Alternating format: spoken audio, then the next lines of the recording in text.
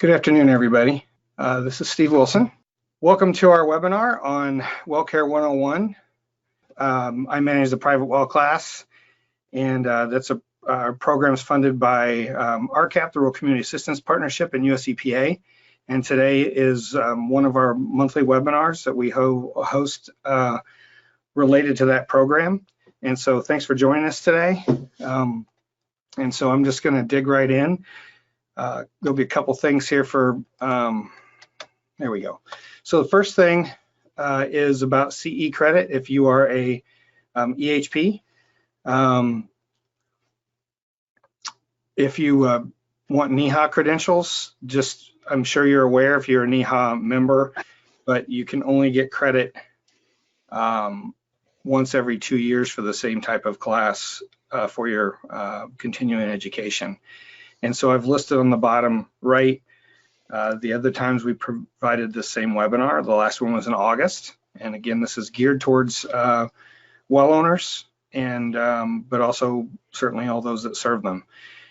So if you have taken the class any of these other times, they're within the 2-year window. Depends on when your credentialing cycle starts.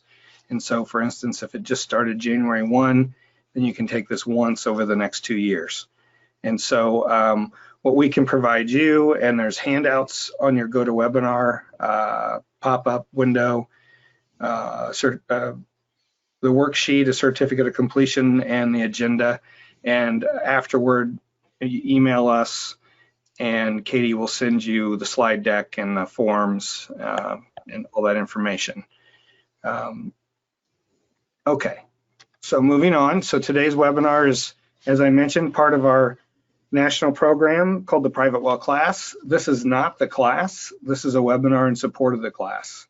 If you're not familiar, and I'll talk about it more today, but it's if you go to privatewellclass.org and sign up by email, you get a lesson once a week for 10 weeks. So today, where we are recording this, we record all of our webinars. And one thing I'll mention is, even though we've done this webinar a number of times over the last 3 or 4 years, the questions we get from you all are different every time. I mean, a few of them are always the same. You know, they're important things like disinfecting a well or a few other things, or what do I sample for? But in many cases, we try to answer different questions than we've got in the past, but it is recorded and we do have them listed on slides, the ones we're going to answer today. And so if you go back through those YouTube videos on our website and look at some of the old the webinars from the past. If you skip to the part where the questions start, you'll see a lot of additional questions that will give you more insight into, you know, what it means, what things you need to know as a well owner. So I encourage you to do that.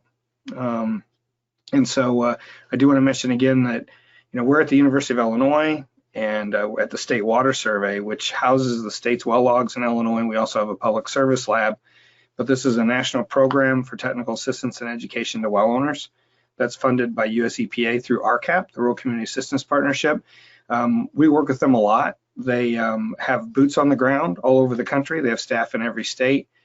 They're doing things like well assessments for well owners individually, workshops for both well owners and professionals at different locations around the country. And if you have a problem with your well, there's someone you can call to take a look at what's going on, depending on what the situation is. So this is the RCAP network. There are really 6 nonprofits that are together make up this partnership. RCAC, which is a Rural Community Assistance Corporation, is a Western RCAP, and you can see the other names here: Communities Limited Midwest Assistance Program, MAP, in the upper Midwest. And the Great Lakes area, the one that we're in Illinois, is Great Lakes RCAP. It's their office is in Ohio, but they have staff that work in all of those states. And we can get you in contact with any of those folks, especially if you're, you know, county sanitarian or extension person, or even with the state, and you're interested in follow-up on assessments or materials or having someone speak. RCAP folks are who we will get you in contact with. So as far as today, you know, we're going to talk about some of the basics of well care. We don't have a lot of time today, and so we'll highlight a few things, and I'll say this a couple times probably today. if you really want to learn the most you can about your well, the next step would be to take our class. And it's completely free. You sign up online. It sends you a PDF once a week for 10 weeks. And so this is meant to supplement that. So, and again, I'm Steve Wilson. I'm a groundwater hydrologist at the Water Survey, and Katie Buckley, also at the Water Survey, is our outreach specialist. And she works on private well class program, puts out our newsletter that goes out to stakeholders, and she will answer, take any questions you have today. As we're going through this material, if something comes up that you have a question about, put it in the question box. And Katie's going to keep track of those. At the very end, when we get to today's questions is the last slide, we'll pull over a Google Doc that her and I share, and it'll list any of the questions that she's gathered today from you all have asked in your GoToWebinar question screen or chat screen. So with that in mind, a little bit about the Water Survey. It's a really cool place. So every state has a state geological survey. Illinois is the only state really with a water survey. I think Oklahoma started one recently, but the Water Survey has been around. This is our 125th anniversary. We were started back in the 1890s because of cholera and typhoid outbreaks, and we began doing this systematic documentation and also evaluating water quality, both in streams, public water supplies, and all of those things. I'm the head of outreach for the survey, and it's been actually really a lot of fun and pretty cool to go through some of our old records, like from the 1900s, and see some of the work that was done back then when the Water Survey first started. Now we have about 125 employees in sections on groundwater, surface water, atmospheric sciences, and chemistry. And I mentioned we house the state's well logs for the state. We also have a public service lab that does private well testing. So as an example, this is from our files for Pana, Illinois. It's a town of several thousand. It's in south central Illinois. There's a whole 15, 20 pages of material in the book for Pana that talks about this typhoid outbreak in May of 1916. There were 35 cases, I think. It turned out it was the ice cream company that's shown here on this figure, but it wasn't their ice cream. It was also the place where everyone got milk. And so in the end, it was a bucket that was shared by everyone who scooped their bucket of milk and took it home that led to this outbreak. And the Water Survey investigated this and figured all this out. Initially, we were looking at their water supply and the fact that only half the town had a sewer system, and their sewage dumped directly into a small creek that's nearby. So this whole story is really interesting to go through and read. We're going to put it up on a blog for the Water Survey at some point. We haven't done that yet. Just about how the investigation went and how, the mayor, still the same problems we have today, especially with small water supplies.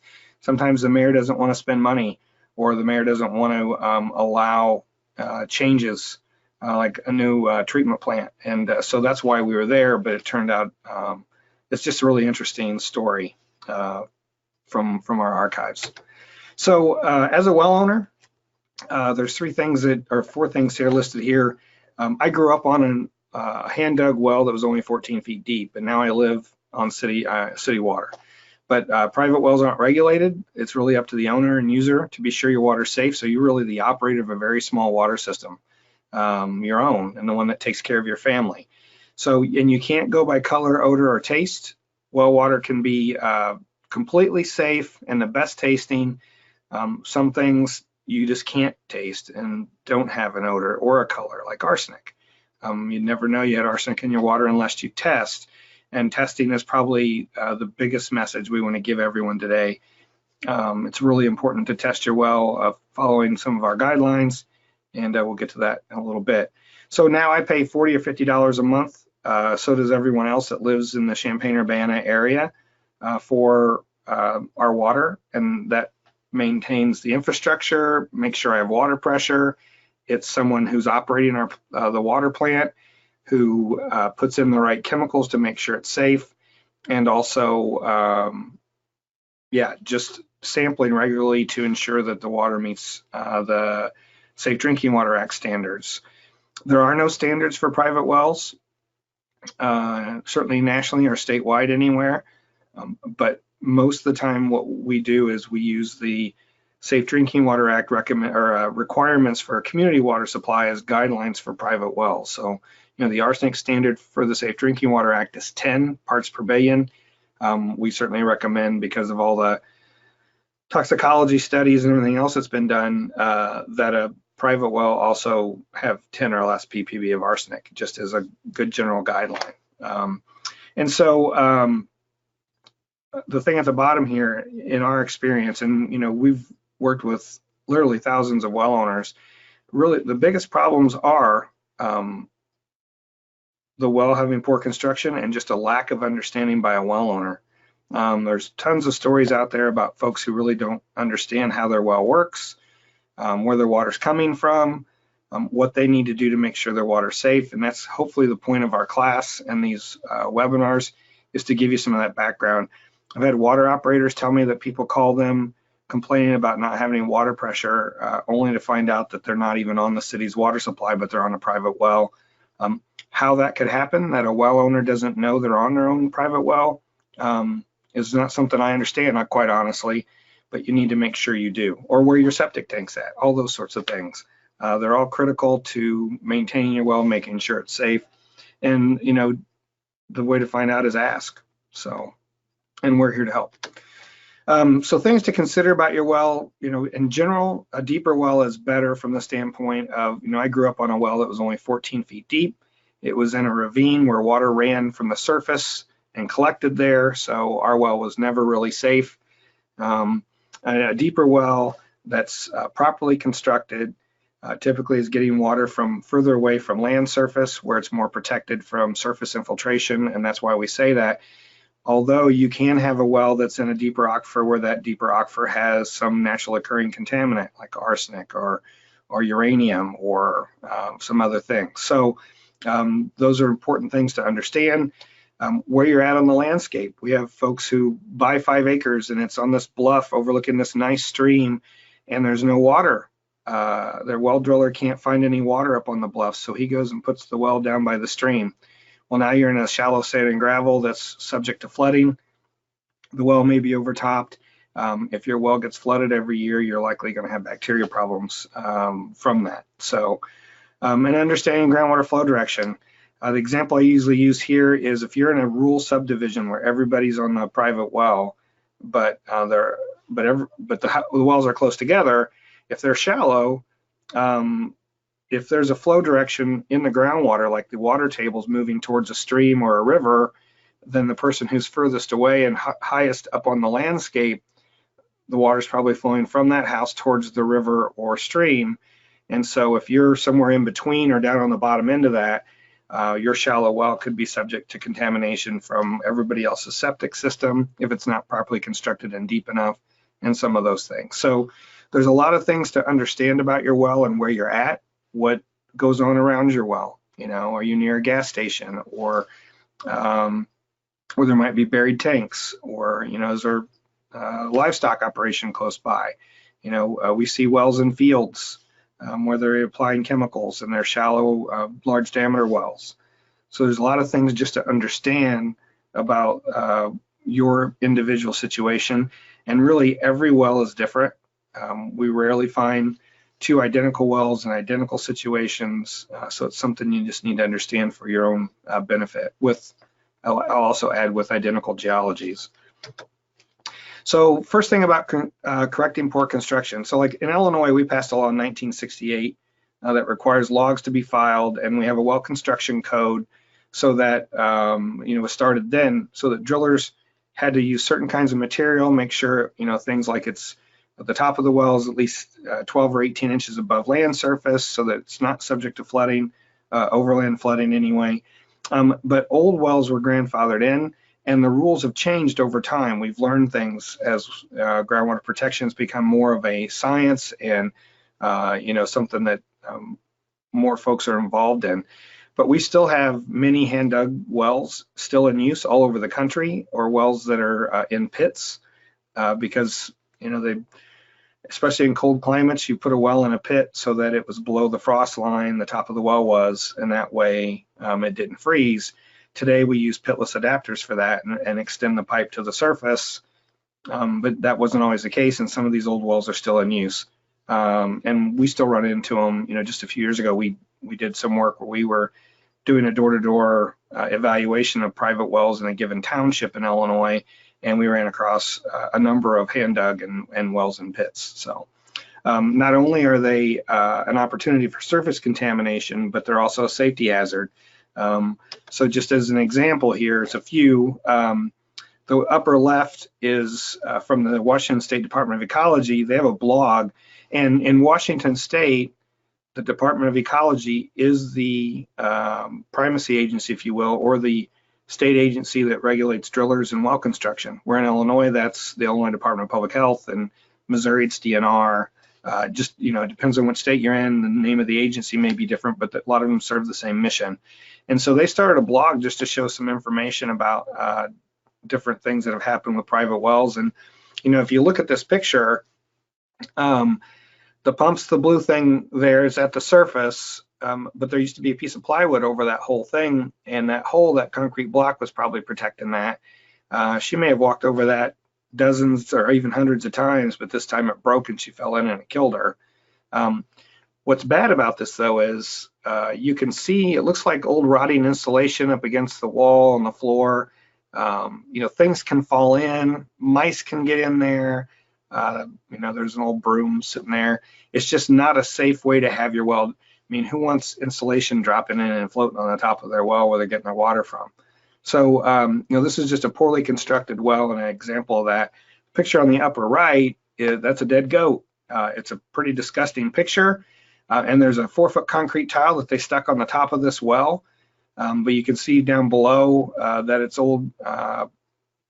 it's old bricks or stones, actually, and this is from Southern Illinois.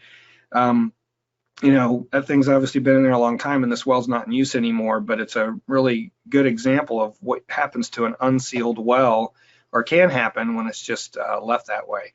And the picture on the bottom, we did a study of looking at ag chemicals, nitrates, pesticides, and ag chemicals and fertilizers on dug and bored wells. We have a significant part of Illinois where there's no real aquifer. So a lot of wells are large diameter bored or dug wells, and this is an old hand dug well. And you can see it's got 2x10s and some tin on top of that with some stones and blocks holding it in place. Snakes can get in there, probably even larger things, certainly rats. It's not well protected. This is on the side of a sloping hill where above it is a field that I'm sure has been in corn in the past. And those posts look so worn down because that's a cattle pasture. So the cows come up to that and start rubbing and do everything else, and you can see how muddy it is there. And so anything that seeps into the ground right near that well is going to end up in it. And so it's just, out of sight, out of mind. And, like I said, I grew up on a well similar to this, not certainly this well, but it's just not a safe way to protect your water supply. So what should you do if you have a well like this? Try to bring it up to code. And you can talk to your state agency. Your well's grandfathered in. So you can talk to folks even your county health department or local health department about what things you should do to, if it needs to have the pipe extended to the surface, if, what you might need to do, especially if it's in a pit, install a pitless adapter and then bring the well to the surface and fill that in. There's a lot of folks who can help you, county extension, determine what might be the best course of action for you. And certainly if you have one of these old wells, if you haven't tested it, you should be testing it to make sure that it's actually safe. And, I grew up on a well like this, and it was always contaminated with bacteria. And what happened in my case is when I graduated from high school, I came to the University of Illinois. I was gone for 3 or 4 months. Was drinking city water that was chlorinated and disinfected. And when I went back home at Christmas time, I no longer could drink our well water without getting sick. And so my stomach had just got used to it, and it wasn't anymore. And so that may be the case. My grandpa always swore our water was the best tasting and all that stuff, but he was just used to it. But the problem with that is if there's some really nasty bacteria or something else that happens to get into your water supply because there's a pathway into your well clearly from the surface, it's gonna cause a problem, or some other kind of contaminant, spilled oil or whatever. And so it's just not, you want your well to be sealed and the area around your well to be such that, nothing is going to get in your well and cause those kinds of problems. The same thing with abandoned wells. Because well logs weren't required, I said until the 60s, and in some cases, well logs weren't required until as late as 2000 in some states. We have more undocumented wells than we do documented wells in most states. And in some states, they still don't require all of that to be done, or they have, like in Mississippi, I believe the law says if it has to be over 5 inches in diameter to file a log. And so there's some areas like that where they just don't have a lot of the logs that exist. And a lot of those, when someone builds a new house, they are going to keep it for water in their garden or for, the cows they have in the back or whatever. And eventually it becomes an abandoned well that's just sitting there open. Everyone's forgot about it. And, the biggest problem there is if someone falls in and that sort of thing. And it certainly happens. These two pictures are both, again, from the Washington State Department of Ecology. One is a guy who fell 45 feet. He luckily wasn't hurt at all. He got out of that when they helped him out. He was able to walk away from it, very lucky. And the other one here is trying to get a horse out of a well. And so it's really, it's serious, and it happens more than you think. These 4 newspaper clippings are all from the late 90s.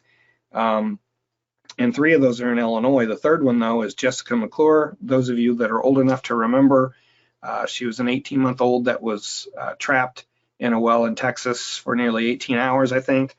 And it was covered live on CNN overnight as they tried to dig her out. And she was fine in the end. She's has her own family today.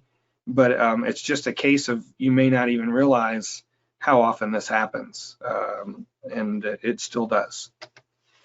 So as far as basic well care, one of the best practices we would recommend, which BMP stands for Best Management Practice, is whenever you're doing anything to your well, repairing your well, constructing your well, you should use a licensed well driller if you have those in your state. In Illinois, well drillers are licensed. They have to get continuing education credit.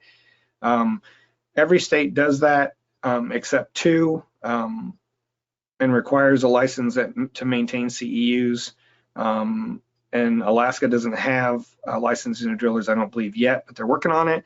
And in Pennsylvania, you have to pay for a license, but there are no continuing education requirements or requirements, as I understand it, for a residential well driller to actually prove that they have that ability.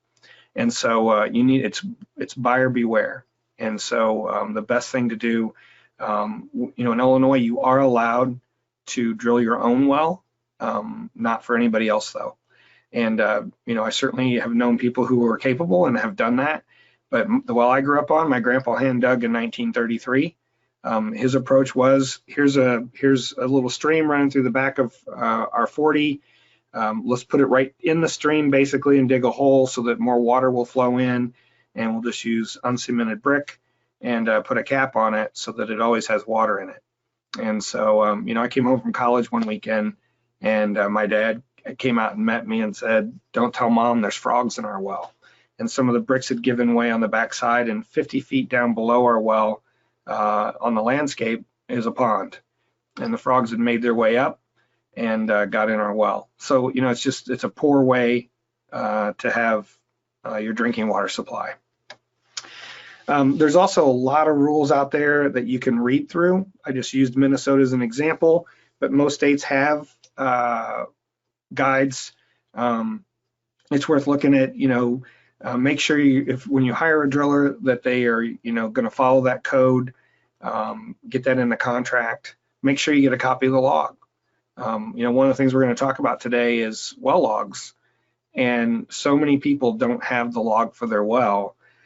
Drillers protect those because they don't want to share that necessarily with other drillers who might be their competition. But in most states, you're required to file a log with the state, so the logs are publicly available, or at least available to the state agencies. So all those things are important to you though as a well owner. You should have a file like you do for your car, assuming you do, when you have anything repaired and when your oil changes are done. You should have the same thing for your well. Anytime you have to have your pump serviced or any kind of maintenance done, which shouldn't be very often, but all the information for how your well was drilled, where it was drilled, the materials that were used, all that stuff. And these handbooks or guides from different states have that information or what they require. So, and we also have, I know talking to one of the folks in North Carolina who investigates problems with wells, he finds many times when there's a problem, I should say, that it's because something wasn't done properly. And so in some of those cases, he's able to call the driller and they'll come out and fix it and realize they made a mistake or whatever. But it's important to understand the way that should be. As far as the well site, this is a nice looking well installation with a brand new PVC. If it's got a vent, there's a small vent to keep the pressure stuff and to allow changes in water level, not to, if it's totally airtight and the water level drops, all of a sudden you've created a pressure difference inside your well, and it can even crack PVC in some cases. But make sure it's above grade so that if there's any flooding around there, it's not going to, get in the top of the well. Those seals do wear out eventually, and if you're not replacing those gaskets, that can be a problem. Make sure the annulus, which the annulus is the, when you drill a well, you drill a hole, let's say you drill a 6 7/8 inch borehole. You might put a 5-inch well casing inside that. So that area around the outside of the casing, but inside the borehole, is called the annulus.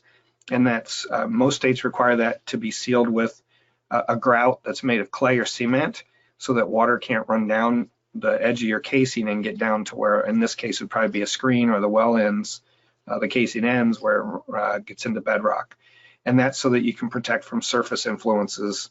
And so you should check your well. A well like this, I remember, again, I grew up on a farm, and we had a riding lawnmower in a pretty big yard. Our well wasn't in our yard, but we had these posts, and I can't tell you how many big nicks there are out of those posts because I didn't slow down and was trying to mow as fast as I could, and had our mower an equivalent of road gear, if you will. And if your high schooler's mowing your yard and that's in your yard, it's they hit that and crack it. That's a source of things that can get in your well then. So it's good to inspect it. This actually, there's one thing I would change about this well, and I would mound up the ground around a little bit so that even when it rains and hits the well, it's running off away from the casing instead of along the side. Also, most states have construction code that requires you to have setbacks based on distances from different things that could be a contaminant or a problem for your well. And I'm just, again, showing Minnesota's as an example because it shows so many different things that can be a problem. In some of these, depending on the type of well and how vulnerable it might be to surface contamination, these setbacks really aren't enough. But this is what is the minimum required by law in Minnesota. Every state has differences. Some states have special rules when it's a vulnerable area. Like if you're in an area that's sandy soil to surface and you have a lot of shallow wells, then 50 feet from a feedlot wouldn't be enough, and it may be required to be 150 or 200. It's just a lot of things like that to understand. And again, I'm showing you all this just so you get an idea of all the things that are considered a potential threat to a well and why there's a setback. So even the 3 feet from a building or from any kind of lines, we've run into wells that are in a basement, or one actually was in a kitchen. They built their house around it basically, or it's under a garage and they've put a concrete pad over top of it. There's no accessing those wells. If there's something that goes wrong, many times a well like that won't have the pump in the well, but if it did, as soon as you have a pump problem, then you're basically done and you're going to need a new well because you didn't consider, the fact that there's going to be maintenance someday, even if it's 40 years from now, you're going to have a pump fail or whatever. And so this is, again, just to show you what one state's doing, and most states have something similar for well construction code and the setbacks that are required. And the thing that we've seen more than anything is when you have homes that are close to each other, where they're on smaller lots, the person who's inspecting, especially the septic system, needs to not only consider how far away the septic system going on that property is from the well on that property, but also from each of the neighbors' property. And my nephew actually runs a septic business, and he's seen where he's done inspections that sure enough, the well is more than 75 feet away from the septic tank on the property, but it's only 10 feet from the boundary line, and right across the boundary line is the other person's septic tank. So there's just a lot of things to consider and to look for. As far as septic goes, just some basics. This is a typical 2-tank septic system. Everything comes from your house into the first tank, which is on the left, this 2-compartment septic tank.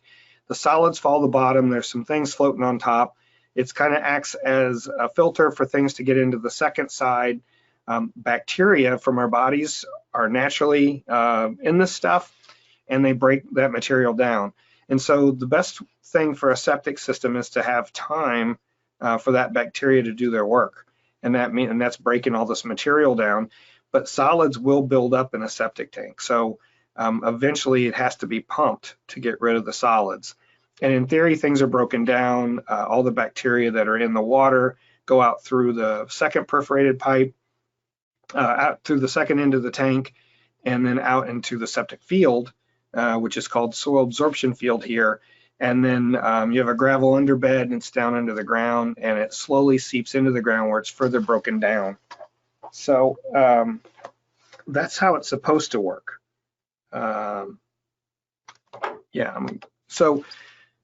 So the things to do related to your septic system are maintain the area around your tank. You shouldn't have trees nearby. They get into those lines, especially because they have holes in them in your septic field, and they'll plug it up. You need to, so only grass, no concrete, asphalt, not under a road, that sort of thing. You should try to limit how much water goes into your septic tank so the bacteria have more time to break things down. That doesn't mean you should, totally scrimp on how much water you use because of your septic tank, but it does mean that you shouldn't, run your softener backwash or have like whirlpools or sump pumps that go directly into your septic system. They overflow it, especially softener backwash. The chemistry there can may be a factor depending on what you do. And only put your wastewater into your septic system.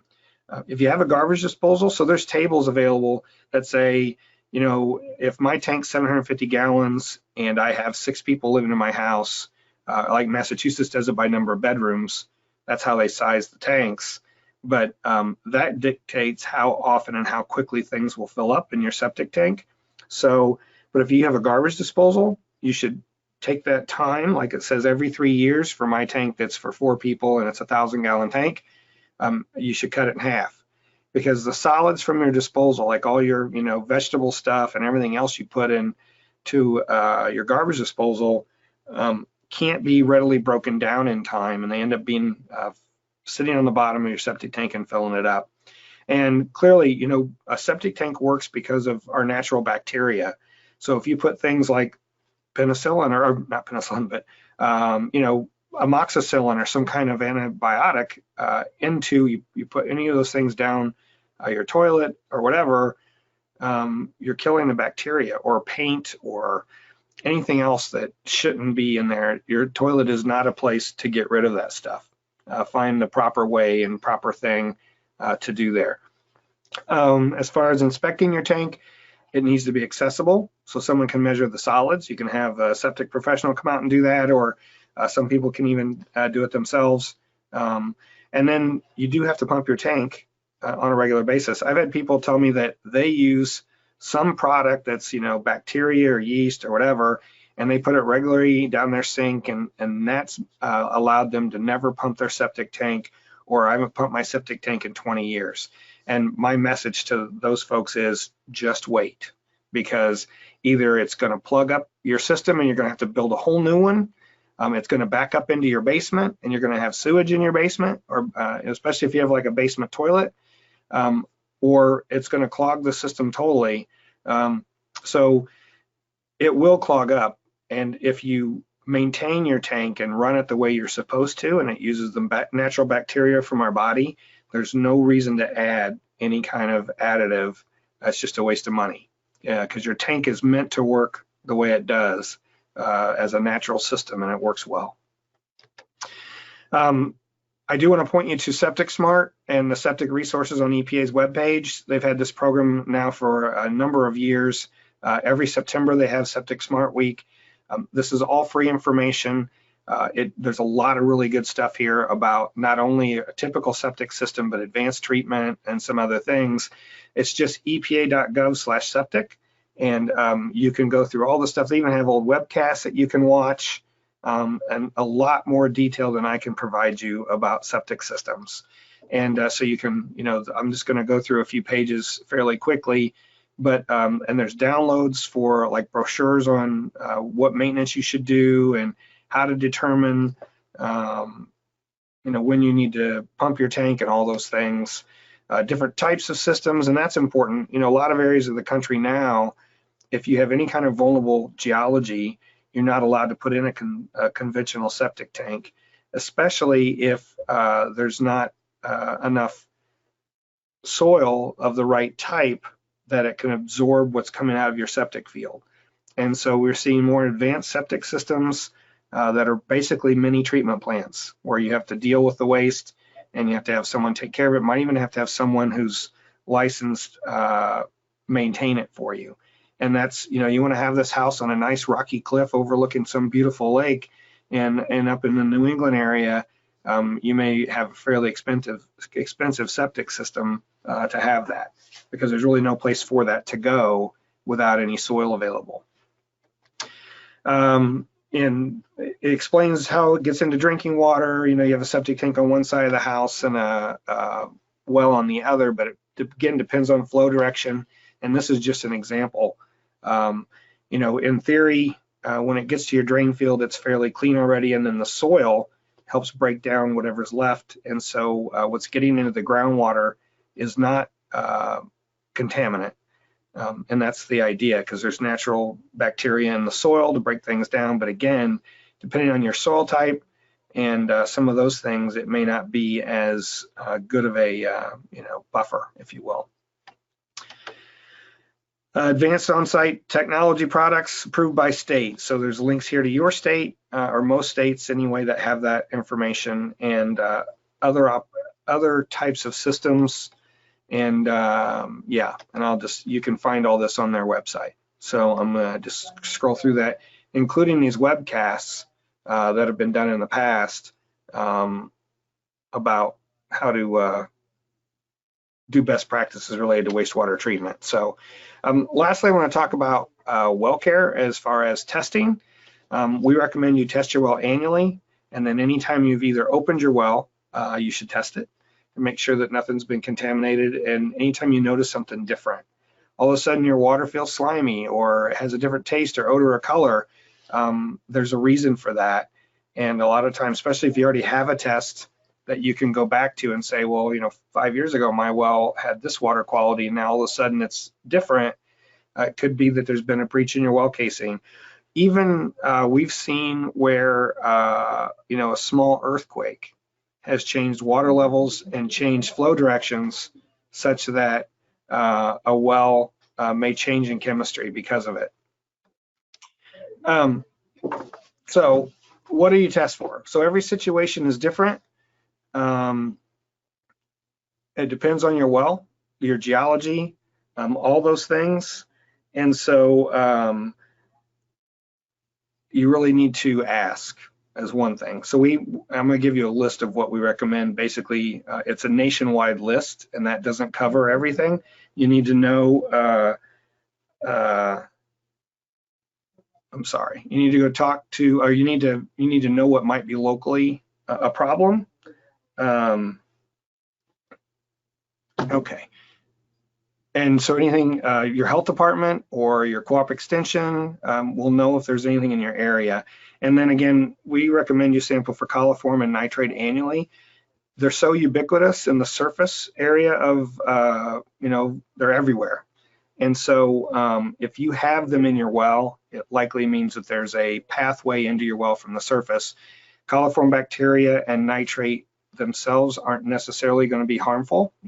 We'll talk about nitrate in the questions because someone asked about it, but they're an indicator. That's why coliform is called an indicator bacteria. It's a inexpensive way to test about if there's a pathway into your well. Okay. So as the other thing to do instead is look, see if your state or your county or local health district may have information. Here's an example. In Massachusetts, their DEP's put up this web page where you can type in your address and it'll tell you whether or not there's a risk of arsenic or uranium contamination in a private well. So they've done their state geological survey and their Department of Environmental Protection have done enough work in the state to know the geology and where these things are naturally occurring. And so they can give you information and help you understand whether or not you need to test for those things. There's an expense to every kind of test. And so if you're not in one of those areas, you certainly don't necessarily need to. And arsenic doesn't exist everywhere. It's very common to talk about, but I know I was involved in a project where we talked to the state primacy agencies that regulate community water supplies about arsenic. And we had 7 states who say, arsenic's not really a problem in our state at all. And so, they're fortunate in that respect. Here's another example. The Rhode Island Department of Health has this on their website. The little circular dots are all where there used to be orchards where they used arsenic as a pesticide. So they've mapped all those and just say that if you're near an old orchard, we know all the soil's contaminated in those areas. And so it's possible, depending on your well type and how deep your well is, that arsenic could be seeping into the groundwater there. And so that's one thing. And the other is this big splotch in the middle. That's actually beryllium, which is why I show this slide. Except for this area in Rhode Island, I know of nowhere else where there's really a beryllium problem. I didn't even realize beryllium was a regulated contaminant under the Safe Drinking Water Act until I saw this. It has health effects. And so if you happen to be in one of these counties in Rhode Island where there's a potential for high beryllium, you need to test for it. And I wouldn't recommend that anywhere else in the country unless someone knows that that's actually the case. So, and we're starting to see more and more sites like this one that Wisconsin DNR has put up. This is all the private well samples that they have, and it's a mapping tool that you can go online, pull this up and tell it to search by county or by township, and you can tell it what to display. And I told it to display arsenic by county. And so what it shows me here is, the health standard for arsenic is 10 parts per billion for a community water supply. And so that's what's considered safe. And so the blue means there's none detected. It was 0. The green is less than 5. And then it goes on up. But you can see there's 3 counties near Green Bay where it's all red, which means the average sample in those 3 counties, and that could be, in this case, it could be 10 samples or 200 samples. We don't know because they don't provide that individual data. But we know that there is arsenic in that area, and so if you were going to move into that area or live there and had a well, then we would recommend you want to test for arsenic. You can see a lot of the state is the 5 or less, which is a good sign. Again, if it were me, I might contact DNR and say, how many samples is this based on in my county? Because if it's only on 1 or 2, and I happen to be in a county right next to one of those red ones, I might still be interested in testing, depending on if it's the same type of aquifer or maybe even the same aquifer. A lot of aquifers run through many counties and sometimes multiple states, and the water chemistry can be very similar throughout that entire stretch. So here's what we recommend. One, that you sample again annually for coliform and nitrate. Those indicate a pathway into your well, and so you shouldn't have either elevated. And if you do, then that's something to look into. If you have bacteria, obviously then coliform bacteria, you should test for E. coli, which is harmful, and you should also disinfect your well. And then retest after you've disinfected to be sure that it's not there anymore. Sometimes it is. And we had those in the questions about disinfecting your well, so I'll get to that during the questions near the end. So I won't describe that anymore here. But also, all of these inorganics and metals that are in the middle, they're all useful information for understanding, your hardness. Lead is typically not a groundwater contaminant, although in very small areas, there could be a lot of lead in the ground that it actually is causing natural lead in the water. It's usually a premise plumbing inside your house or in your well that have lead in it that causes those issues. But knowing your pH matters for disinfection, for instance, and turbidity and TDS may help you determine maybe you need a filter, and they take out some of those things that might actually, just like removing iron, also can remove arsenic. And sometimes your softener can even do that, although that's not what they're made for. So it's just good to have this information, and a qualified lab person or groundwater professional can give you good advice based on all that information. And the other thing is it shouldn't change a whole lot. So like arsenic, I have a number of monitoring wells that we sample once every 10 years in a large aquifer here in Illinois. And every one of those wells, there's arsenic in the aquifer, but in some cases the arsenic's low and some it's pretty high. And these are 2-inch PVC monitoring wells. They're not for drinking water. They're just for monitoring water levels and water quality. But if one of those wells is at 40 ppb of arsenic today, 10 years from now, it's still going to be close to 40. It might be 38, it might be 42, but it's going to be pretty close. And if all of a sudden it were 5 or it were 300, we would wonder what happened. Same way for your well. Your aquifer, the chemistry of your aquifer is based on the geologic material there for natural occurring contaminants. So, there are areas in the country where there's high fluoride naturally, not generally, and that's why a lot of communities add fluoride to their water supply, but it could happen. And those are the things you can find out and learn, and it helps you understand the water quality you're drinking. As far as getting it analyzed, every state does accredit labs. There's a national program for that through EPA, so that community water supplies have a place to take their samples for compliance with the Safe Drinking Water Act. And so labs that are accredited have to meet certain rules, show that they can reproduce results. They use certain protocols that are, their best practices, basically. And so you can look on your state primacy agency, and I say that primacy agency means the agency that regulates your community water supply. So if you're not sure who that is, like in Illinois, it's the Illinois EPA.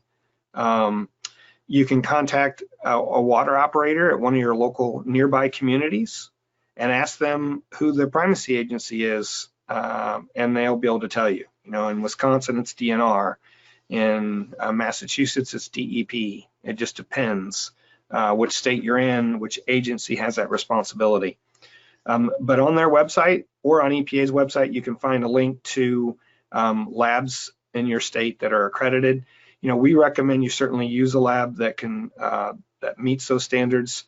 There are labs out there that don't, that aren't certified or accredited, and there's just less assurance that they're going to do things the right way. It doesn't mean they don't.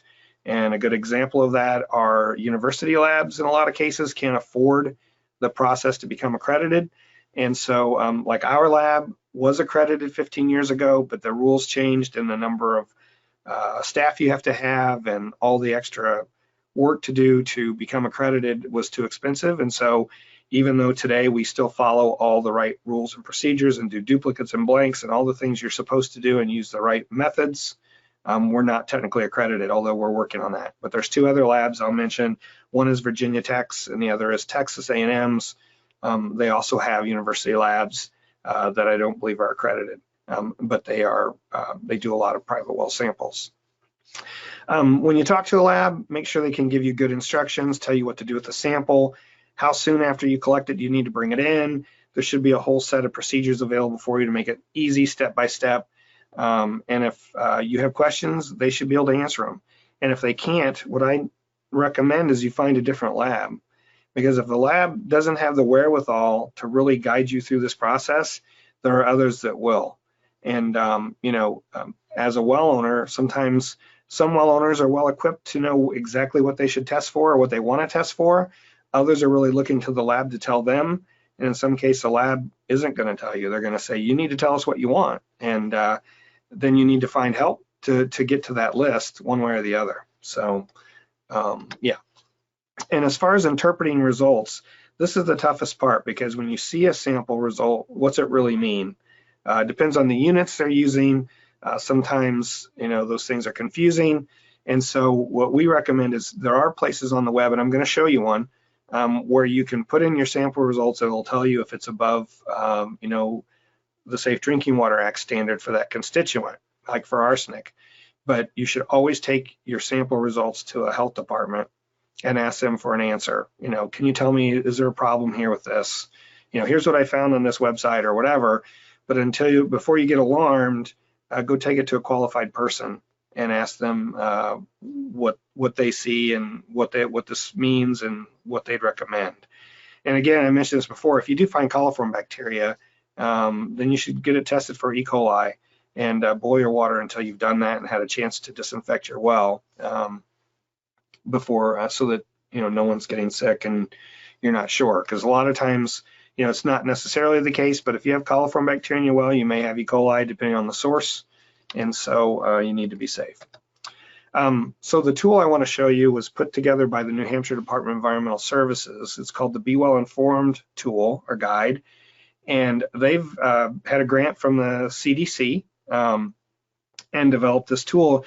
And it's kind of vetted because it's coming from a state agency, and they built this for the citizens of New Hampshire, but it actually anyone can use it. And we had these folks come and talk about this in 2017 at a conference we held for water professionals, and 6 other states requested the code for this and are trying to develop the same tool for their state, which is awesome, so that it's accessible. And they put in resources here that are more about the type of geology and stuff in New Hampshire, which that won't help you with if you're not there.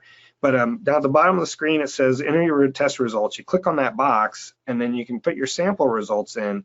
So just as an example, I put in 15 micrograms per liter. And I want to point out the units here. There are other tools out there that have come before this one, but they usually require you to put your units in milligrams per liter. So for our private well class, we have a pre-test and a post-test for people to take. And it's really just so we can see if they've learned anything by taking our class. One of the questions is converting from units, one set of units to the other. The 4,000 or 5,000 people that have, we had about 7,600 or so that have taken our class. And about I don't even know the number today, 4,000 or 5,000 of those folks have actually done the pre-test and the post-test because it's voluntary. But only 27% of the people who've taken that test for the question where we asked you to convert units got it correct. I mean, I'm no different. I took all the math I had in high school and stuff. If you don't use it every day, you lose it. And so we certainly have problems with folks trying to convert. If you look at the units on this list, it's micrograms per liter, it's milligrams per liter, micrograms per liter, ppm or ppb. Well, milligrams per liter is basically ppm, and micrograms per liter is basically ppb. But your sample results from a given lab may come in any one of those 4 units, and knowing how to get to the others may be a challenge if you haven't seen it before. And so this asks you to put the units that are on your lab result, which in this case I put 15 micrograms per liter. So there's no confusion, no one's getting the units wrong. If you put in 15 milligrams per liter, that's not 1.5 times the standard, it's 1,500 times the standard, and which is 10 micrograms per liter, or ppb, and it would be pretty alarming to have a result like that. So, but anyway, you can put in all these results. It tells you it's got a red X. Arsenic is 15 micrograms per liter, which is 0.015 milligrams per liter, which 0.01 or 10 is the standard for a community water supply, and so it exceeds that standard. And then it tells you what types of treatment are available that will treat arsenic. And this is the other real advantage to this. Going to the trouble of determining what kind of systems you want to use And this is actually a slide from when this was first built. They actually don't recommend RO, the second one. They recommend a different type of system instead of point of use, point of entry. And that's because arsenic exists in two forms in the environment, +3 and +5. And RO doesn't work on the +3 version. It's the more oxidized version, +5, that will remove it from RO. But since some water has +3 and some has +5, they decided to take that part out. And you need to know what kind you have. And speciating arsenic, as far as which form of it you have, isn't something most labs can do. And so the safe bet is to use, the point of use absorptive media or the other option they recommend today. So it's evolving, but it's, again, the state agency has their citizens back, if you will. And so it's a really great website to give you some initial results and figure out what's going on. So as you go down the page, it gives you some information. I guess I just wanted, it tells you what the health risks are. And I want to, down it says treatment options. There are two NSF ANSI standards listed here, 53 and 58. That's important because when you go to look at a treatment device, it needs to say, if you're looking at an absorptive media filter for your kitchen sink, it needs to say it's certified under NSF ANSI standard 53. And if it doesn't say that, then you don't know if the treatment device is actually certified. And that doesn't matter whether it's got a gold seal from the Water Quality Association, UL, Underwriters Laboratory, or NSF, the National Sanitation Foundation. All three of those groups certify equipment, but it needs to say certified under NSF ANSI standard 53 if it's that type of device. And you may pay a little more for a treatment device that does meet those standards, but then it removes the contaminant it's supposed to, rather than someone just telling you it does, and they haven't gone to the trouble of having their equipment certified and tested to make sure it really works. Okay. So again, this tool is one of a few that are out there, and they're for typical water. So you may have some unique situation. We encountered up by Chicago an area where there'd been a lot of industrial activity for years and years and years. And now the pH of that water is like 13, which are 12, something like that, which is just totally unconventional. And we're still learning how to deal with it. But because of that, which, normal pH is probably between 5 and 8 of groundwater, we've even found bacteria that only exist there because they exist in that extreme environment. So you still need to take your sample to your results to a health professional and ask them if your water's safe to drink and to explain it to you. And if they can, ask them to find someone who can. And you will run into that once in a while. Some don't deal with those contaminants that often, and maybe you find something or whatever, but either they can help you or your state health department or your state lab should be able to help you. And this last bullet here, they cannot tell you to stop drinking your water or condemn your well. They can only recommend it. And I would say that's true everywhere if you bring in a sample and just ask for advice. If you have, though, what we've learned is some of the rules are starting to change. Like in New Jersey, now at any property transfer, so when someone buys or sells a property that has a well on it, the state comes in and has to sample it, and that's by law. They provide the results to the buyer and the seller, and it's up to them to decide who's going to pay the $600 or whatever it costs to have that done, and the state gets the results as well. I don't believe New Jersey steps in and does anything other than maybe recommend, well, this is really high in this, you should put a treatment on here, or it shouldn't be used. But then Rhode Island's passed a law that does the same thing, except it ties it to a building inspection program. And if you have a really dangerous contaminant in your well, I believe they have the authority to condemn a property unless you add treatment to take care of it. So there could be ramifications like in Rhode Island, and I know there's a county in New York that does the same thing, and probably some jurisdictions where local health departments make the rules like in Massachusetts or Connecticut, but you just need to check. But over most of the country, like throughout the Midwest and the South, the state doesn't have that authority. and it's really you're on your own. And that's why we tell people it's buyer beware, and why you need to take care of your well yourself, because no one's going to do it for you. Okay. As far as treatment, there's a whole section. Lesson 10 of our program is on treatment and issues related to that. And actually, we're going to have a presentation next month. We're going to have Eric Yegi from the Water Quality Association talk about how to deal with treatment professionals and how to make sure that you're getting what you need. But we explain all the different types of treatment in our lesson 10 class. I can't go through that today. The real message I wanted to explain is that if you have any kind of treatment device, the most critical thing you need to do and be strict about is maintaining it.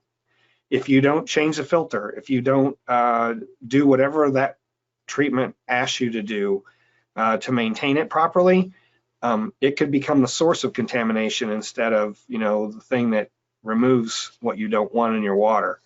And to the point that when we first developed this class, one of the regional well specialists at the Minnesota Department of Health went through our class materials and was on a couple of our webinars, and he sent me an email saying, I wouldn't recommend treatment to anyone, because more times than not, what he sees in the field are that people haven't maintained equipment, and now that filter is full of bacteria and it's actually causing problems. Or he had a number of examples, and his recommendation to us was not to even talk about treatment, which I didn't feel like we could do. So that's why we do, and I stress the whole point of maintenance and knowing what kind of maintenance your system needs. If it needs to have cartridges or filters or whatever it needs, make sure you're doing following the directions and what the manufacturer says should be done, so that your system's working properly. And especially for something serious like arsenic, I'd even collect a sample once in a while after the device to make sure it's working properly. Because sometimes you just never know. Okay, so that's what I have today for the presentation part. I do want to, we're going to go to questions. The first question, really, we had a number of people say, hey, I'm new to a private well. And so, again, if you have a question from what I've already talked about or something I say from, since we started, please just put it in the question box, or you can even email us at info@privatewellclass.org. And Katie's, I guess don't email us during the webinar, because Katie's monitoring the chat box or the question box on your GoToWebinar tab. So we'll look at those at the end. She's making a list, and we'll go through those just like we're going to go through the rest of these. The first thing I want to do, though, is talk about our class. And we had a number of folks, and we do almost on every webinar, say, I'm brand new to being a well owner. I really want to understand more about my well and the water that I use. So, and again, so, the response here is it's a great start to take this webinar, but you really need to sign up for a class. There's a lot more detail. It's once a week, you get a lesson emailed to you as a PDF that you can read however you want. It's self-paced. If you don't read it, that's up to you. The whole point, though, is to have that material available and to actually understand what's in it. Because if you go through the class and you have questions, you can email us right then and say, hey, what's going on about this? I don't understand what this meant, or any of those things, and we'll get back to you. So the URL is privatewellclass.org, and when you go there, this is the page you see. You can click on the middle box that says take our free class, or on the bottom left where it says learn by email, and that goes to this page where it asks you to sign up. Now, so we just need your email address and your first name. And then when you click on where do you live, it lists all the states. So, this is funded through EPA, and one of the things they like to see, and one of our deliverables is for a certain number of people to take our class and participate in our webinars. And so this allows us to track that. And, they want to know, and we want to know, that we're reaching folks in all 50 states.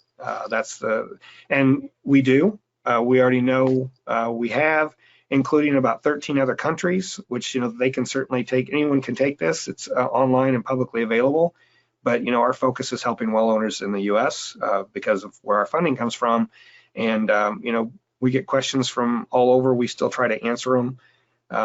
Especially we've had a number of things that come up in Canada And the health candidate up there has reached out to us, and so we work with them on a number of things as well. I guess I forgot to mention, at the top it says Home, or Enroll in Class, Webinar and Events, and Resource Library. When you click on Resource Library, there's a big drop down to a bunch of different things, but one of them are the other materials we make available for each lesson. So the first lesson in our class that you get mailed is 6 or 7 pages about the science of groundwater, the hydrologic cycle, how water gets into a well, all those things. So along with that, and basic geology, it's meant to be something that's understandable, and it's kind of an overview of understanding what type of material your well might be in, what type of well you might have. All those things are all embedded in all these. And so what we've done is we've put together a list of other resources that are all also free and publicly available that are listed here for each of those lessons. And if you do take the class, one of the things we recommend is that you go through the rest of these. They're given from a different viewpoint, from different parts of the country. And so you may find something in one of these that we either didn't cover or is clearer. And so, I'm sensitive to that a little bit because I wrote the class, our class, and I know I write it like I'm talking to someone, and that works for some people and it doesn't others. And so there's a lot of good information in these resources that you can use to better understand the material we provide. Just like for number 2 here, the first thing is the Michigan Flowing Well Handbook. So if you have a flowing well, which isn't an artesian well, I mean, it is artesian, but you can have an artesian well that doesn't flow.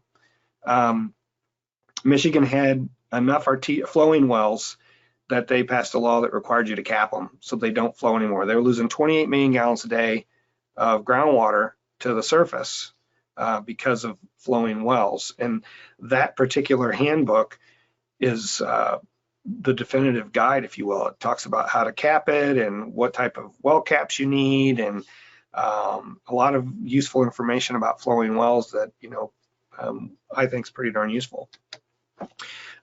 We also do the webinars like the one we're doing today.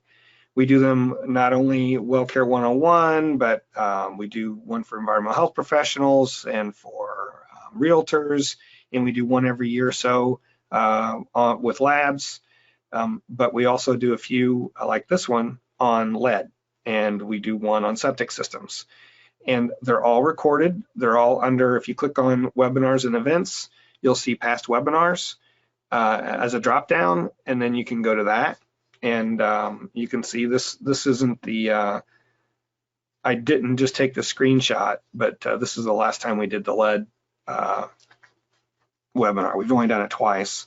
But you want to learn about lead and all the issues related to that with the national news and everything else. And Flint, private well owners have a different issue with this. It's in your premise plumbing. It's not typically going to be a well issue, other than sometimes your well materials may be galvanized pipe or brass or some solder. And if your water's corrosive, then that may contribute to the lead coming up and getting in your home. So, but everything is in here on that. And so we certainly recommend you look through the list of all the webinars we've done. There's a lot of useful information there. We also have these training videos. I think there's 19 or 20 of them now, just on a specific topic. How does my pressure tank work? What's a bedrock aquifer? What's a sand and gravel aquifer? Actually, it's not listed here, but how does my pressure tank work is our most popular video. It's had over 300,000 views. And what we've learned from that is, one, there's not a lot of good information out there for well owners on how their pressure tank does work. And two, a lot of people have pressure problems that have private wells, and they're looking at ways to improve that. And, growing up on a farm with an old hand dug well, we certainly had that issue, especially in the summer. We could have problems with having enough water pressure and having really enough water because of that. So the goal of our program really is to help well owners understand, help you all understand why your well is important, and it's why you should understand it, and especially how it works, and so that you can then do a better job of protecting yourself and your family from risks. So for today's webinar, we had a little over 300 people register, and we probably have, between a third and half that actually show up usually. But we had over 70 questions that you all asked today. And a lot of the questions you've asked will be answered through our class lesson. If you just go through the 10 lesson class and actually read it and absorb it, it'll answer a lot of the questions you've had. We are going to go through about 15 of them that you did ask, and that's what we're going to do next. So, and the goal of all this is for you to be aware and understand things like your well log. If you know, a lot of well owners don't have their well log. Well, how to find it? Why it's important to know how deep your well is, where the pump's set, and if you have a screen or not. Is it a bedrock well, sand and gravel well? All those things matter, and especially on how you deal with, you know, sampling or what kind of risks you might have, or how things happening around your well may affect your well. All depend on all those circumstances. So again, whether there's natural current and contaminants, who to ask. The idea really is one, again, the last bullets is the stressor here. Sample your well regularly so that you're assured that your water's safe. In many cases, it will be. And groundwater is perfectly safe and fine to use, but if you don't test, you don't know. And the advantage folks on city water supplies have is somebody's doing that for them. You've got to do that for yourself. And if nothing else, going through these class lessons will teach you enough about your well and your geology and some of the things that matter related to your well, that when you go to ask an extension person or a contractor or driller or your health department a question, you're going to ask a better question and you're going to understand the answer better. And so it's really about you taking having the wherewithal to learn about your well and your water system and how all that works. So first question here is, when is it best to collect a water sample from a faucet in the house, and when is it best to sample at or near a well? So this question really is important, more than you know, because our lab has two functions. One is to support well owners in the state, and the other is to support the science that we do here. So a lot of times our scientists are out doing a research study that's been funded by a community or the state or feds or whoever, to look at groundwater issues. And so we want to know what the groundwater quality is in the ground, not the water quality at your kitchen tap, which is your drinking water quality that's been through your softener and a filter or maybe an RO unit where you've changed the chemistry completely. So what our lab typically does for well owners is we ask them to collect two samples. One is your drinking water sample from your kitchen tap, and the second one is from an outside spigot or a faucet where it's coming straight from the well, and it's before any kind of treatment, and it hasn't had a chance to sit in the line very long. So we actually run it for a while so we know we're getting well water or groundwater. And then we have a groundwater sample to look at the water quality of the natural groundwater. And then you collect one in your kitchen tap, and it's after it's been through any kind of treatment in your premise plumbing, so we can get an idea of how all of that's affecting the water that you're actually drinking, okay? And they can be very different. And I'm going to show you an example. So this is a well that's 240 feet deep in the Mahomet Aquifer, and this person happens to live near Mahomet, Illinois, which is about 15 miles from here. And so what's interesting here is this was in 2015, and anything with a less than sign means that's the detection limit. So for aluminum, less than 37 means we can detect it down to 37 micrograms per liter, and it was below that. But for things like sodium, it's 25.9. Over on the bottom right, and in the center there, the hardness is 351. Groundwater in Illinois has a lot of iron and manganese and a lot of it's very mineralized, so it's pretty hard water. A lot of people have softeners that live on a private well. So, and pH is 8.02, but you can see how the turbidity and the color are both numbers that are double digits there. And this is the raw sample from an outside spigot. Okay, so the things to note here are the pH, the hardness, and the sodium values, 25.9, okay? So this is after it goes through a filter and a softener. Now, if you look at the sodium value, now it's 198 milligrams per liter. So it went up from 25.9 to 198.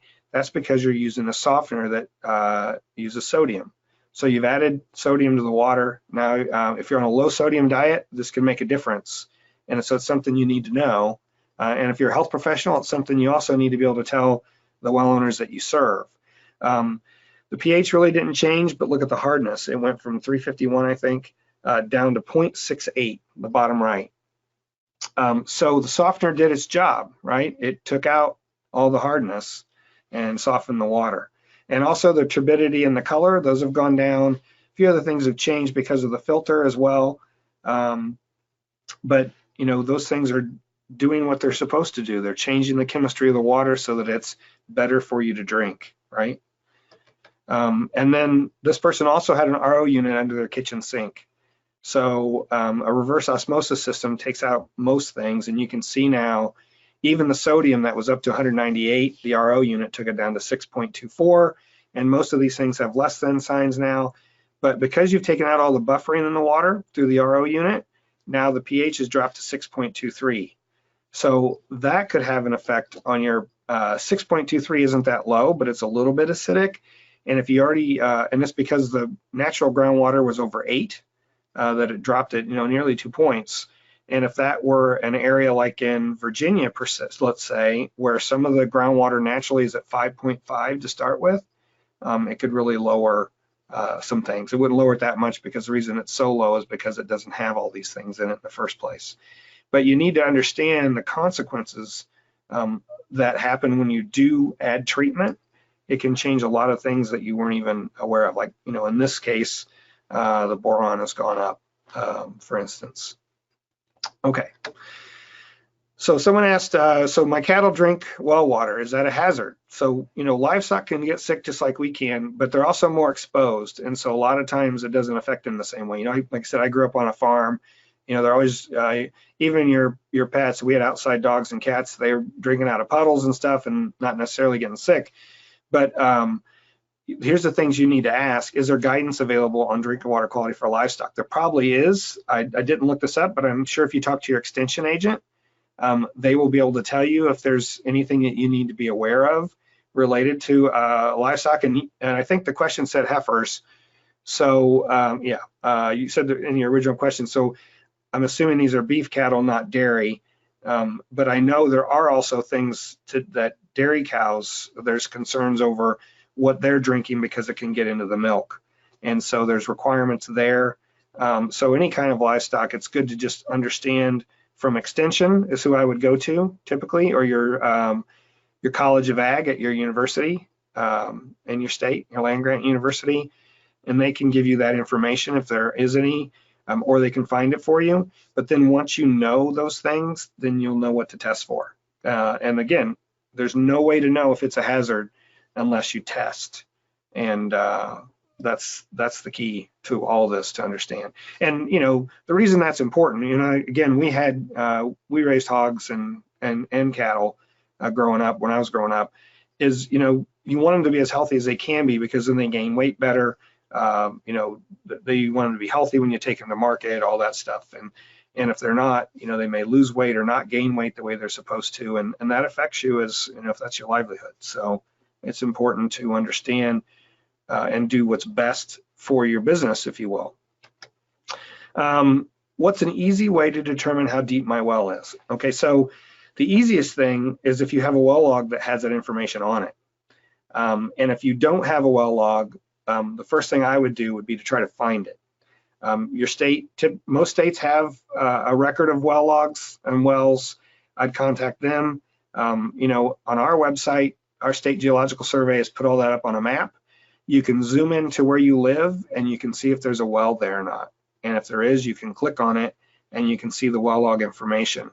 And it's not a scan per se of the actual well log, but the water survey where I work has that scan. So once you've identified the well, we can get you the log, and that's just for Illinois.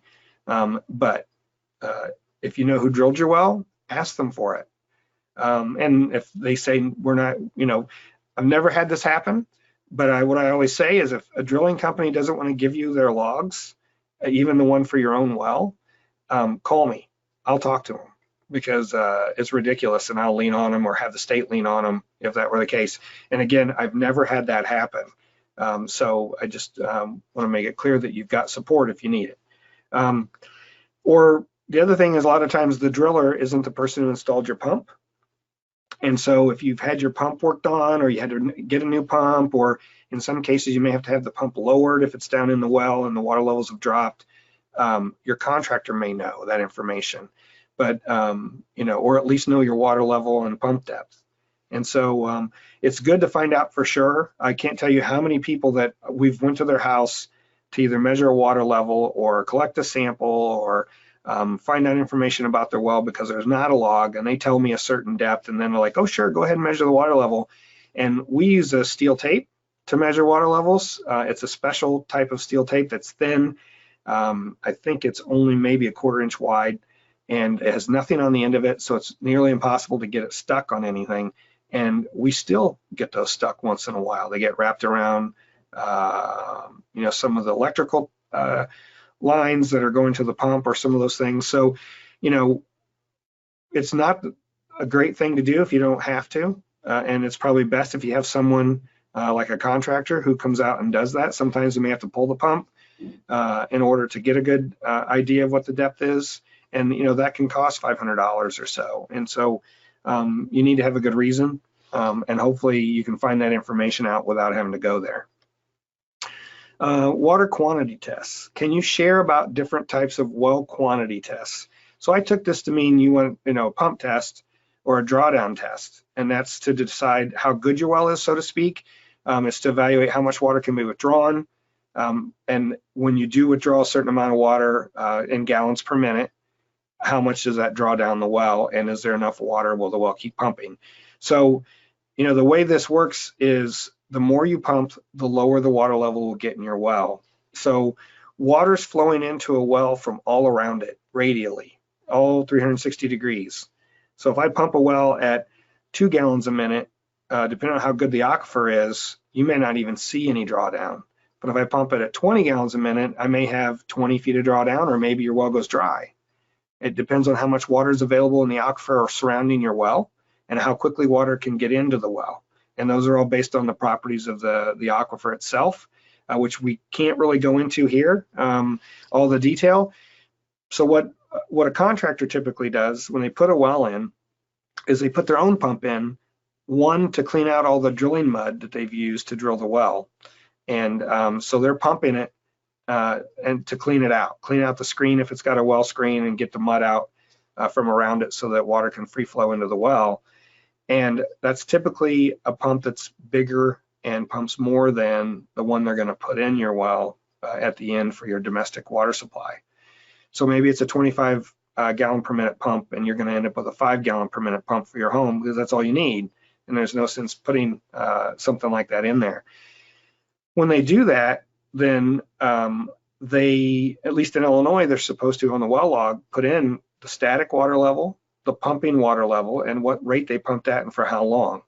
And that gives you an idea of, if you've been pumping at 25 gallons a minute for 3 hours, and then likely the water level's reached a steady equilibrium where it's going to stay at that level based on that pumping rate, because there's as much water running into the well from the surrounding aquifer as there is being pumped out.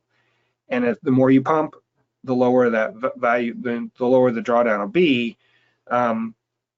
But in the end, they need that information to decide where they're going to set your pump so that they can have it deep enough into above the static or below the static water level that when the pump turns on, the water level doesn't drop below the pump and your pump kicks off and can't pump. Hopefully that makes sense. So, there's all sorts of permutations of this because, we had an old hand dug well that was only 14 feet deep. It might only have 6 feet of water in it. And, one summer I left a hose in our horse tank, and we didn't have any water for 3 days because the water table was so low and it was dry. We see wells that pump less than a gallon a minute. I had a guy in Colorado who lives on the western slope of the Rockies.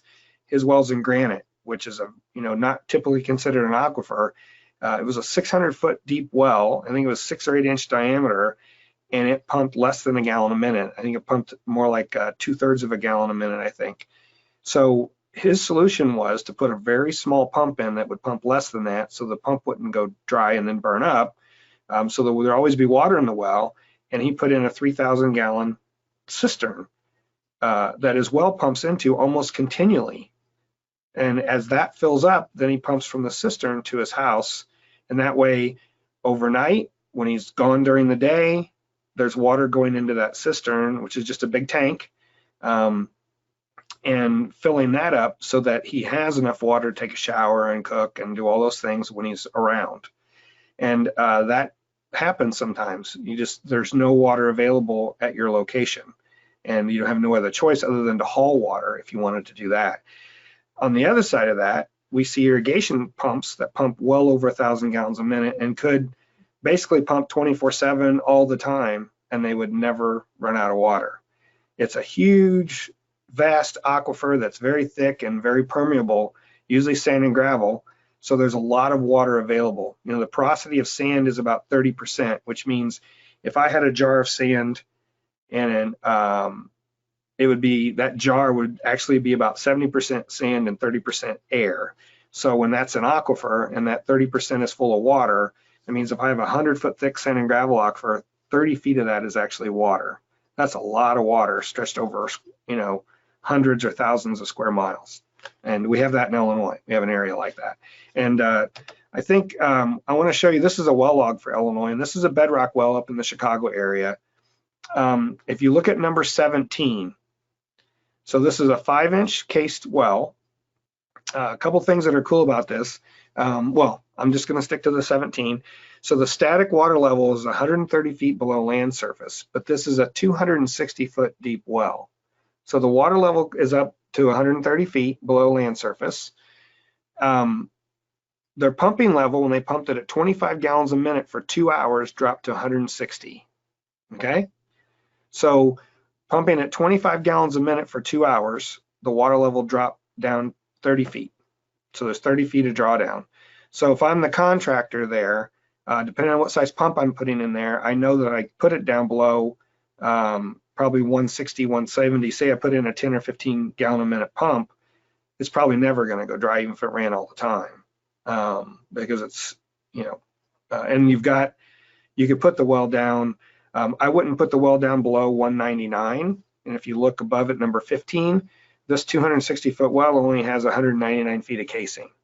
And that's because when you get into bedrock, the bedrock walls act as a casing itself, and you need to leave that open and not put a pipe down through there so that the fractures in the bedrock can provide water to the well. And so, you know, I'd put the pump down somewhere probably in that last 20 feet, around 180 feet, and you probably always would have water as long as you didn't pump it more than 25 gallons a minute. Okay. So we had a couple questions that may have been from the same person about nitrate and the nitrate standard. They said they had 5 ppb of arsenic, or ppm of arsenic in their well. They were concerned about the standard doesn't seem to be a non-scientific correlation. I'm not sure what that means, and you're more than welcome to email me or email us at info@privatewellclass.org. But I wanted to clear up the non-scientific correlation. You know, a lot goes into determining what an MCL is, which is the maximum contaminant level allowed by law that's in the Safe Drinking Water Act. So that's what EPA considers safe for people to drink long-term over their lifetime, drinking the same water from their water supply. And again, the MCLs and the Safe Drinking Water Act are only for community water supplies. There are no rules per se that say you have to meet any standard as a private well owner, but it's a good guideline to use because that's what the EPA considers safe for everyone else that's drinking their water. So I went to ATSDR, which is the Agency for Toxic Substances and Disease Registry, and I found this. Epidemiological investigations and human toxicological studies have not shown an unequivocal relationship between nitrate intake and the risk of cancer. So it's not regulated as a cancer-causing contaminant. The World Health Organization, and there's one other international agency related to cancer, consider it a probable human carcinogen, but that's because of what I've tried to explain here. It's not nitrate, drinking water with nitrate in it itself. It's that it acts as with something else in your body, and where they really see the correlation is with red meat or nitrate preserved meat. For any of the studies that I found, and I spent some time on this to try to get a handle on it because it's an important question, but it's something called nitrosation that happens in your body. And whenever that potential grows, they see more cells formed that are precancerous, if you will. And so what I recommend, and that's just what I read, more than anything, I am not a health professional. I'm a groundwater hydrologist and a civil engineer. So if you have these sorts of questions, you should go talk to your doctor. They should be able to give you the best info. But what the box here that says nitrate measured is nitrogen, 10 and 10, infants below 6 months. What we do know and why nitrate was originally regulated and has an MCL of 10 is because it causes blue baby syndrome. And if you look at the bottom, the potential health effects is methylmobile. Again, I've tried to say that 100 times and I can't. So we're going to stick with blue baby syndrome. And what happens there is the nitrate turns to nitrite. It acts like oxygen does in your bloodstream, and it binds to your hemoglobin, and it basically doesn't let oxygen bind. And so you basically suffocate because your blood doesn't have any oxygen in it. And that's for babies usually under 6 months of age. And that's because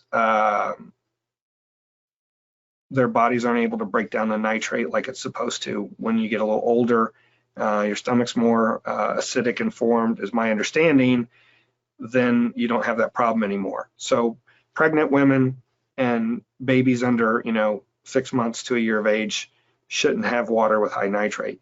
But that's why the standard is 10. So they consider 10 to be safe for everybody. Okay. And so that's what I know. And you can go to ATSDR and see a whole huge thing on nitrate and all the different research studies and factors. And even I asked my boss, Walt Kelly, who runs our groundwater section. He's a PhD geochemist. He found a study where they'd done some empirical work looking at nitrate, and the relationship they found was when you had also this nitrate preserved meat or some other factor that included raising this nitrisation potential, which I'd never heard of until then. So you need to read about it and look it up. But I don't think that there's a non-scientific correlation in any of this. That's the one thing I wanted to mention. Okay, so someone asked about frozen pipes. That's why we have pitless adapters, which is the diagrams on the bottom. It used to be that everyone had their well down in a pit, at least 3 or 4 feet below land surface if you're in a climate where you have freezing and a frost line. And that was so you could run pipes to your house below 4 feet or whatever it might be, and not have to worry about your pipes freezing. And so before the pitless adapter, you had all these pits that are dangerous. Water can get in and then pond and fill up and overtop your well. And so today we see this device, which is a pitless adapter, and it's connected to your pump, and it all pulls out and all snaps in place in one thing, so your contractor can take care of your well still, but that discharge line is below your frost line. So in this particular instance, this is a water survey employee building a new house. He sent me these pictures of his new well, and you can see all you see is the 6-inch PVC casing above land surface, and that's because down at 4 or 5 feet they're about to put a pitless in down there, and it comes out of the side of the casing and goes into the house below the frost line. Okay, so hopefully that explains what you need to do. The well I grew up on, we had a little well house. Our well was so shallow that our pump was sitting on top, and our pipes came up to the surface, and then they went underground out to our house, which was on probably 40, 50 yards away. Our problem was if we kept that building, we have kept a propane tank in there to heat it, and tapes around the pipes, those little tapes you can buy that wrap around them that are heat tapes. Our problem was we lived out in the middle of nowhere, and if we had an ice storm or a big snow or anything that might mess with our power lines, we'd be without power for several days. And then if we didn't use that propane tank in that little building to keep our pipes thawed and the inside the building above freezing, our pipes bust. And that happened a couple times. One time when our propane tank ran out of juice overnight, we busted a bunch of pipes and didn't have water at all. And so it's important to understand the situation you're in. If you're in a climate where you can have frozen pipes, they just have to be protected. And you have to consider if you're going to use electricity to maintain heat in a building or anything else or a well house, you have to consider what are you going to do whenever middle of winter and you have an ice storm. In 1976, I was a kid. We didn't have we didn't have power for 7 days. There was a big ice storm in central Illinois. So anyway, that's the way you solve that issue. Seasonal variability. How do seasons affect residential wells? So it really depends on the type of well you have, how deep your well is. And examples there, I'll say if you have a dug or bored well, it's much more susceptible to changes in local climate. If your water table in your area is, let's say, where I grew up and in central Illinois, the water table is probably between 7 and 12 feet below land surface. So if you have a 14-foot dug well, you may have 7 feet of water in there. But if you have a really dry year, that water table could drop 6 or 8 feet, and all of a sudden your well is just completely dry, no matter what you do. We see people in certain parts of the state of Illinois who have large diameter wells that haul water in really dry summers because their well is dry. They need an alternative. In some cases, there isn't one.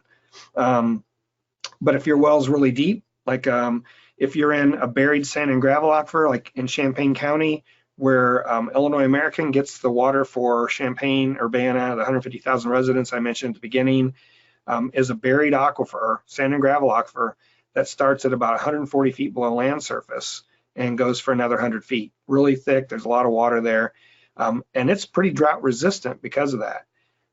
It takes a long time for it to recharge, but it also takes a long time for anything at the surface to affect it.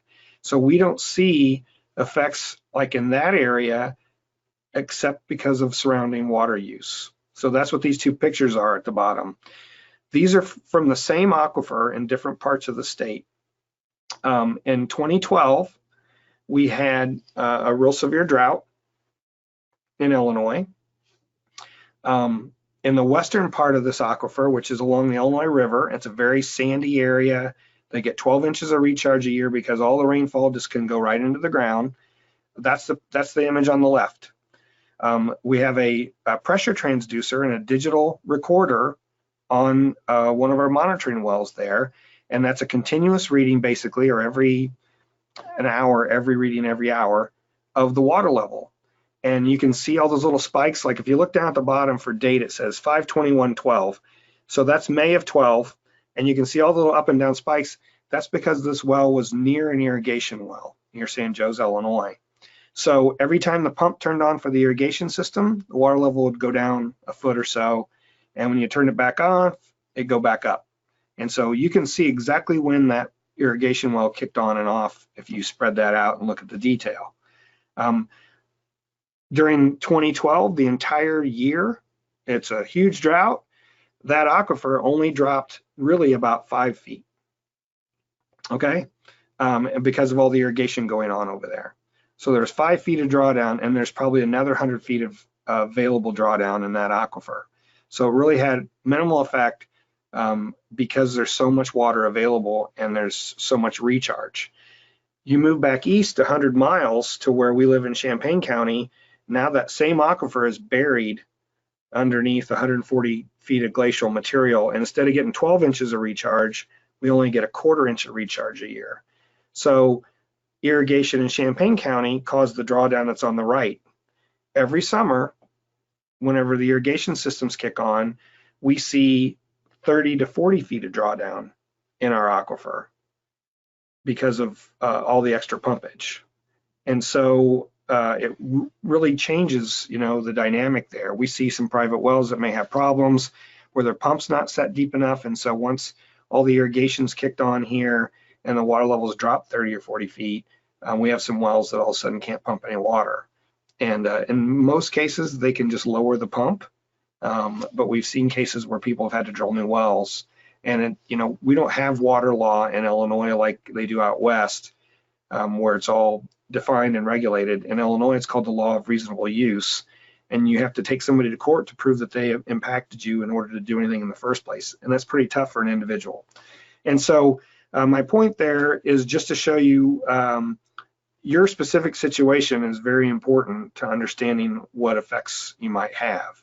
Is your well shallow? Is it bored? Is it a sand point? Some people put in sand points because they're cheap and they have shallow groundwater available. but that's also susceptible to more contamination and also can be affected by the same dry summer. Whereas, confined aquifer that's pretty deep, you're not going to see any difference, and it's likely not going to affect your water levels that much. So the answer is different for everybody, I guess is my point.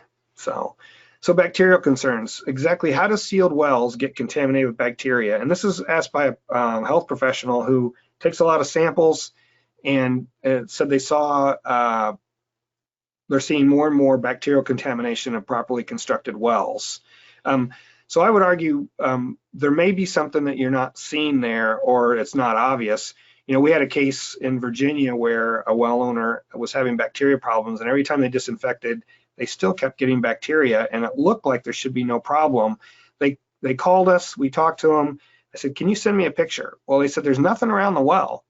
Until I saw the picture, there was a tree with about 18 inches from the well that was probably 12-inch diameter or better, and it was a PVC casing. So what happened is tree roots grew around that casing, and as they grew, they pinched it and cracked it.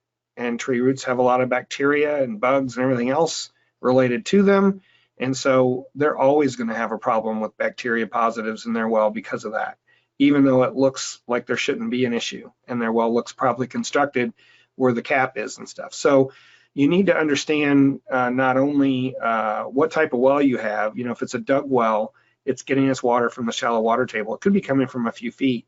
So anything happening near the well could cause that to be contaminated, or in some cases for dug or bored wells, it's almost all clay. Say it's a 30-foot deep bored well, and almost the entire length it's clay, except for this one 3-inch place where there's sand and gravel, and maybe another place where there's a 1/2 inch of sand and gravel. Almost all the water coming into that well is going to come from those two little sand stringers, if you will. So it really depends as you go out laterally from your well, where do those sand stringers go? Are they a layer that's consistent over hundreds of yards?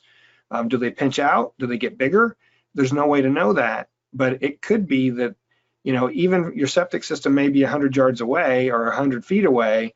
All the water that's discharging down through and percolating into the ground hits that sand, and all of a sudden it can move a lot faster, and it's going right to your well whenever you turn your pump on. And so there's a lot of things that can cause it. Yeah, and it's really, if it's a shallow well, what's the source nearby? Is there a feed lot? We had a person who had a filter on their well, and they called us and said, my filter has all this green stuff in it, and I had it analyzed, and it's algae. So how does that get in my well? And I was like, well, algae needs sunlight to live. So theoretically, there's no way you can have algae in your well. So I asked him to describe a situation. Well, it turned out he's in New York on near a lake. His well's only 15 feet from the lake, and it's got bedrock at the surface. So I told him he's pumping surface water. There's a fracture in the bedrock that's connected to the lake from his well. And so when he pumps his well, he's getting that gets in there and it goes through his filter. And so you have to really understand what all the options are and what your specific situation is. And I know I say that a lot, but it's certainly an issue. And with a bedrock well especially, it depends on how close bedrock is to the surface. Or if it's a highly permeable soil, or if it's fractured bedrock that's shallow, then surface contamination can easily get into that. Or karst. If you're not familiar, karst is usually dolomitic bedrock where sinkholes form, caves. So southern Illinois, Indiana, Kentucky all have a lot of karst, but it also exists in a lot of other states. But it's these large water features where they've over time have caused these conduits that we see groundwater even that has a lot of surface water material in it, because it can just readily run right in. So, and the last thing, and I already mentioned the crack casing, but if you don't have a sanitary well cap, that means it's protected, and you can have everything from bugs to goats in your well, right? So there's a lot of ways. You have to look at all the possibilities, and usually you can figure it out. Yeah.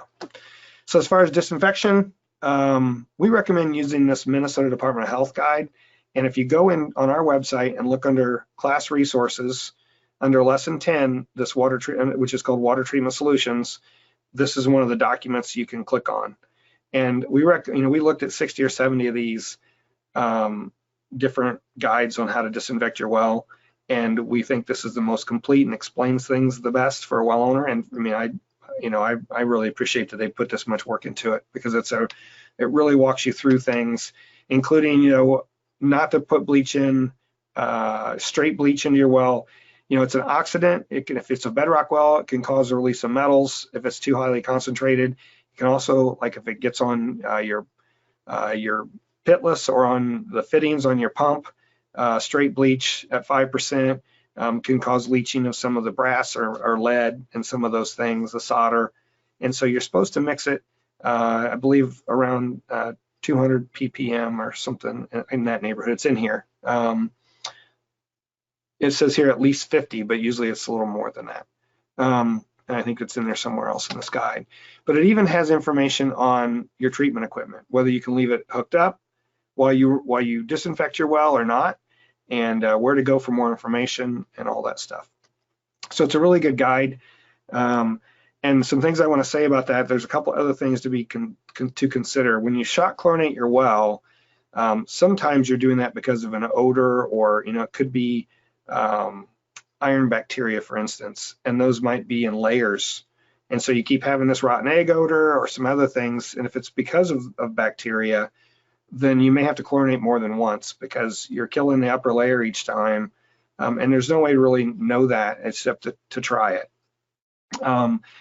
And if it, because in some cases, it's the example I showed earlier where you're close to a feedlot or to a source that's always going to be there, then you really have no choice but to add continuous disinfection to your system. Because no matter what you do, groundwater is always moving. You're continually adding more bacteria. Even if you shock chlorinate and kill whatever bacteria in your well at the time, they're going to come back if there's a source available. And that's the second line there. And so if you're too close to a septic or a feedlot or whatever, then you need to add some kind of continuous disinfection, which unfortunately means either continuous chlorination or UV, or you need to put in a different well, or deepen your well, or case off the area. There's all the options aren't great, because they're going to be expensive. But that's where you're at. Two things to know, two other things here. Your pH matters. So, and I didn't know this until a few years ago, honestly, but above pH 8, chlorine isn't nearly as effective as a disinfectant. And I think like by 8.3 or so, it takes 100 times as much chlorine to do the same amount of disinfecting as, below, let's say 7.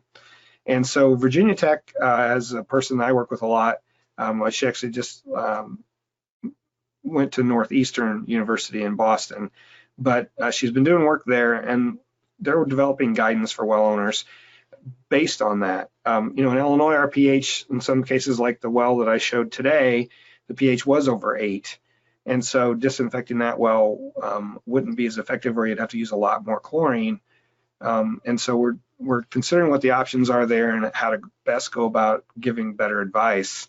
But one thing you can do is, if you're having trouble, just have the pH of your well water determined. Get a sample and have your pH determined, and see if that might be the case. Because you're wasting the chlorine and a lot of your time if your pH is really high, because the chlorine is just not going to take care of it. And it's just, the free chlorine isn't there to kill the bacteria. So, and the other thing that can happen at the bottom one here is, groundwater isn't, DI water. It has a lot of other things in it. Some of those things can react with the chlorine. And so if you're having trouble, it could be that you need to go a higher dose. When you disinfect your well, what you should do is calculate the amount based on the amount of water in your well, the diameter of your well. You pour that mixed water, chlorinated water, into your well. Then you run it with a hose back into the well and cycle it until you smell chlorine. Then you shut off the hose and you run it through every open faucet shower, toilet in your house until you smell chlorine at every one of those. And you do that right before you go to bed, and you leave it set at least overnight. If you're doing that and you don't smell chlorine, then it's not gonna disinfect. And you're not just disinfecting your well, you're disinfecting your entire water system and all the pipes in your house, because that bacteria, you don't know where it's at. If you took a sample from your kitchen sink, it could be right at your kitchen sink. You don't know. And so when you disinfect, that's what you need to do. I think I have one more slide after this, otherwise we're getting there. And I do have a couple questions, it looks like. How do we address emerging contaminants? This is a real stickler because things have really changed related to how the EPA in the states and everybody's looking at groundwater and drinking water protection, especially for things because of like PFAS compounds. A few states have already created laws regulating certain types of PFAS compounds in their state. I think New Hampshire has them, maybe New York, I'm not sure who else, but EPA is still working on the methods for testing and treatment for those, and even understanding which PFAS have what kind of health effects. I think in the end, it may be that they're not all regulated together. They're actually there's different classes of those compounds that have different types of health effects. So we all are just in a wait mode in a way, and that's, like I said here, that's a frustration, but it's also reality. It came on so fast. I think some states that have already passed laws are going to end up changing their laws once we know more. And so what you can do is really just be informed. So learn as much about this as you can from credible sources. So look at EPA's website, your state agency, talk to your public health department people, and read from those credible sources. Because there's already, I said here, snake oil salesmen trying to promote products. Make sure you understand that they're reputable and that they know what they're talking about and what it's actually removing before you go spending money on any kind of treatment. Because there's certainly some unknowns still especially with PFAS compounds. And just like with lead, lead is an issue in your premise plumbing, which is the plumbing in your home. It's not typically an issue with the groundwater. So it's either the pipes in your house or the solder in either your pipes or your drop pipe for your pump, or even your pump that has some materials that may have lead in them. So understand all those things so you can really figure out if you're at risk. Like for PFAS compounds, are you near anything that might have caused that? Or even honestly, even if your neighbor had a fire and they had to use firefighting foam to put out the fire at their house, then there's probably PFAS in the ground near you. Whether that gets in your well or not depends on your well. Is your well shallow? Is it really deep? There's a lot of things still to consider, but you need to figure that out. Again, you're responsible, and you're the only one that's going to be responsible for you. And so once you've done all that, then you can decide about testing. I'm sure, I don't even know, but I'm sure PFAS testing, which there are ways to test, they're just working on some of the other compounds now, is pretty expensive. And you need to find out if you're at risk. I've had a couple people call me who live near an airport. I would definitely test if they're using a well in those areas, just because so much has been used. Not only when there is a fire at an airport, but for all the firemen that train there, they use those, and there was one story, someone sent me an article somewhere, I think in Washington State, where they talked about every year they do this fire training at this airport where they use where they use the foam, and it's an issue because they've put a lot of it in the ground in that area. So there's no definitive answer to answer your question, other than be informed and understand what your risks are, and then you need to make a decision for yourself on what to do there. And look at your state for guidance. And at this point, probably the folks regulating community water supplies might be the best ones to talk to in your state, even though you're a private well owner, for something like PFAS compounds. Next month, we're going to do a special webinar with the Association of Public Health Labs and with the Water Quality Association. I think I mentioned Eric before, just on sampling, testing, and treatment. And I've covered some of what I'm going to cover in that webinar today. The first part, why test and what to test for. But the rest of that is going to be Sarah Wright and Eric Yegi. And if you go to our website, at the top where it says webinars events, I click on that, then you'll see a list of the webinars that are available that we haven't done yet. And the one listed for February 11th takes you to this page where you can click on register. And so should be interesting.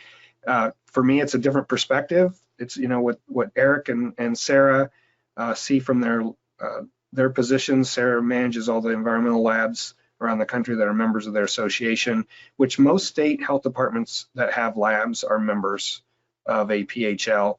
And the Water Quality Association is not only a certifier for treatment equipment, but they have a ton of information available on different types of treatment. And they have a program to train those folks that sell treatment equipment. And so Eric's going to talk about what to look for in the person trying to sell you stuff. And, you know, I do run into well owners once in a while that have a whole, you know, sink load, if you will, of treatment equipment under their sink that they they may not need all of those things. And so, you know, picking the person that you work with is really important to make sure they're reputable. And Eric's going to get into that next month. So thanks for attending. I know that ran long. I apologize. We do have a few questions. And so I'm going to move those over here. Hopefully you can all see that. And yeah. So what is a radon flag? I saw Katie type in that, and that's when I was on the page for the Be Well Informed tool. Radon is just tough. It's a specific, you know, it's very volatile, and it does have effects. Most of the time you're worried about it because of your basement and percolating through your basement walls and those sorts of things. I am not a radon expert. In one of our past webinars, and it's only been a few months ago, I can't remember which one, we discussed that, but you know, you have to sample for it in a special way with an inverted bottle, and there's all these things related to that. And my guess is that's what the radon flag is for. If you put in that you have high radon, the state wants to know because, you know, there's other regulations and rules. And one of the things I didn't mention on that Be Well Informed tool is at the top, it asks you what town you live in. Because in New Hampshire, a lot of communities that are actually within city limits, where they're all private wells. They don't have a community water supply. And so I think that's a flag for them, so that if you put a community in, they know that might be an issue there. You know, that's a guess. You can also put anonymous, which is what I put in whenever I put samples in there, since I don't live in New Hampshire. Okay, next question. I live in Texas with a wide, shallow well. The well is located in a small wooden shed, raised wood floor. The wellhead is 18 inches of floor. It appears to be concrete. I'm assuming that's concrete tile, like 4-foot sections. And the lid is a thick, round concrete slab. That's pretty typical. Never been real comfortable with the lid because it's not flush. I bet it's difficult to move. I've had to do that before too, with a big pry bar. What are best options for replacing this lid, especially for the do-it-yourselfers? It must be vented in some way, but still keep unwanted stuff out. You know, the venting isn't as important for that type of well. And a lot of times there are, you know, a driller that puts in a lot of those wells, there's a specific lid you can buy that actually has a lip, so it fits on the top of that 4-foot tile. And I would honestly say that I don't know a good solution other than to replace the upper section with a new one and a lid that fits really well on that. And you might even have to get that from a contractor. You know, I've seen, you know, we did that study where I showed that well that had the tin on top of it. We sampled either 50 or 75 wells, and we saw all kinds of things. We saw where, you know, a couple farmers where they made a wooden lid that slid over the top of it, but it still had cracks. You know, it still had space between the pieces of wood. I don't know I don't have a good answer for you. Yeah, I mean, if you're handy, you can try to make something, but I'd almost, you know, you'd almost have to make it out of a different kind of material that's solid but not heavy, and create a, a lip so that it can slide on top and sit there. And I can't think of the material now, but we're starting to see some drillers in Illinois put in large diameter wells that aren't using concrete tile, but they're using this other material. Boy, sorry. Email me and I'll try to find that information. Any information about forever chemicals in individual wells? Well, I'll be honest, I don't know what a forever chemical is. If that's a chemical that doesn't break down, I guess I'd need to know what chemicals you're talking about, because almost all of them eventually degrade in some way or another. Just like atrazine. The daughter products of atrazine are more cancerous than atrazine is, and some of them have longer half-lives, but eventually they'll all break down. So yeah, again, I'd be glad to try to answer it and find more information if you could give me a little more explanation about what you're looking for. And you can email info@privatewellclass.org to get to that. What is considered tested regularly? What we recommended is test annually, once a year, for coliform and nitrate, and then every 3 to 5 years for all those other things. And that's just yeah, and it really depends on your situation if you want to sample more than that. I had a guy in Florida tell me that, they have these very shallow wells that are affected every spring because of, how shallow the water table is, and there they sample every quarter, and it's necessary to do so, but that's a specific case. And so, our recommendation is basically, one, we know that over 2/3 of well owners, or about 2/3 of well owners, have never tested their well for anything. And so getting well owners to test every year for coliform and nitrate, and then, once in a while to understand their basic chemistry of their groundwater, is a huge step forward in that respect. And it gives you peace of mind that what's going on. And, testing is only one part of it. The other is making sure that your well integrity is there. So the casing, the well cap, all those things. Yeah. Okay, so we have had different sources of water in our home. So if the well is clean, but the house is bad with bacteria, how can you clean the house plumbing? Well, what I just explained does both. And you would want to run it through, you want to do it all. And so it would be, that's a unique situation, because even if it's usually coming from a well, I mean, I don't know, your plumbing is a closed circuit per se. Other than, right at the end of your taps, you could have some bacterial growth where exposed to air and those things. But you would do it the same way. You'd want to mix the water in your well so that the water that's in your well at the moment is chlorinated, and then run it through all of your plumbing, every faucet, every spigot, every sink, every bathtub, every shower, every toilet, anything, so that the entire thing, you run each one of those until you don't smell, or until you smell chlorine, and then you let it sit overnight, and then the chlorine is acting on the bacteria. It's contact time with the bacteria that kills it in your household plumbing. So I hope that answers your question. So, all right, it's 3 o'clock, or after 3 Central Time, and here is our email address. And again, if you're looking for any of the information for continuing education credits, yeah, let us know. Thanks for your time. Yeah, that's all I have. Take care.